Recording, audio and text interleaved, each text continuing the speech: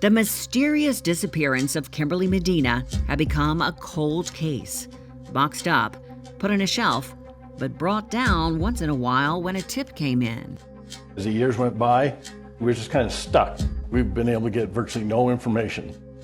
Throughout the course of this investigation, whenever we heard that a body might be buried somewhere, we did a thorough investigation at those sites. Meanwhile, Kimberly's family continued to point the finger at her husband, Michael. Her family also reported to the police, but their report was a lot more suspicious, thinking that Mr. Medina may have had something to do with her disappearance. Their fears weren't unfounded. Michael Medina had a history of winning arguments with the back of his hand. The National Domestic Violence Hotline reports that 1 in 3 women and 1 in 4 men have experienced some form of violence by an intimate partner. Unfortunately, Kimberly Medina had become part of these statistics. You multiply 42 months by 30 days a month. 20 bad events are coming out in the whole marriage, but no one remembers anything in the good, no one cares, and I'm having to defend way back then. Those past events had landed Michael in a domestic violence course. Went to classes and I realized I had a problem. Because before I didn't even think that was a problem. To me, domestic violence is when the lady's eyes hanging out and she's going to the hospital because her arm's busted and her face is all messed up. I never ever hit Kimberly. 9 years rolled by. Michael Medina moved to a new town. He had a new wife and a new baby, along with the 2 children from his marriage to Kimberly. He had a common law wife in Alamosa, Colorado. Her name was Becky Garrell. They had 1 child, Dagan, and he was 16 months old. He might have moved neighborhoods, but Michael's penchant for brutality followed him wherever he went.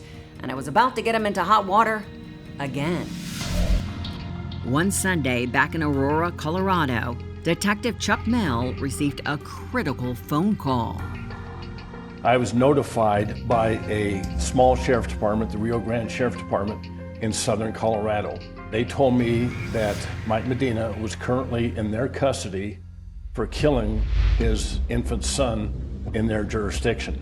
2 days earlier, Michael and his new wife Becky had been arguing, as they often did.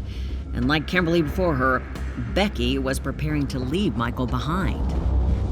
So this seems like the same pattern all over again. I assume that Michael was furious. He threatened that he was going to kill Dagan and then kill himself. That because she had left him and hurt him so badly, he was going to kill Dagan, and that she would have to deal with that forever as a punishment to her for what she had done to him. And to illustrate his point even further, he decided to tell her a story at this point. Michael had taken Becky aside and said, "I'm going to tell you what I did to my wife, Kimberly." And then, after so many years, Michael finally revealed the truth about Kimberly's disappearance. When Kimberly got off work that night, he asked her to go for a drive with him, and they had their daughters in the vehicle with them. He drove out to where he had dug this hole. He and Kimberly got out and started walking a little bit, and Mike told Kimberly, "You should never have cheated on me." Michael was livid that Kimberly had taken up with her supervisor at work. She was wearing a hooded sweatshirt at the time. He pulled the hood up over Kimberly's head, and she tried to hug him. At that point, he pulled a baseball bat out of the back of his jacket. He proceeded to hit her 1 time in the head.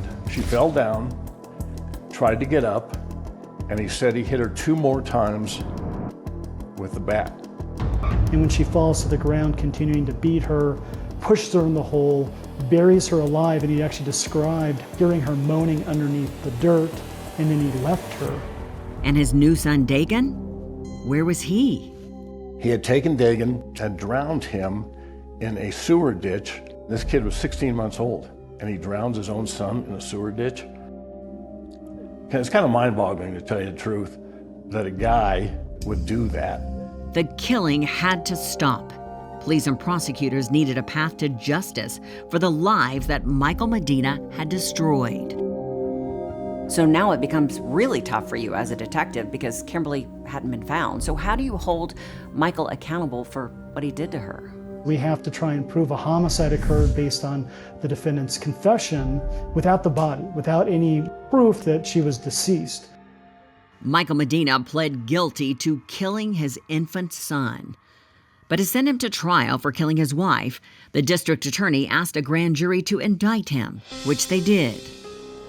So 17 years later, after Kimberly disappeared, this case went to trial.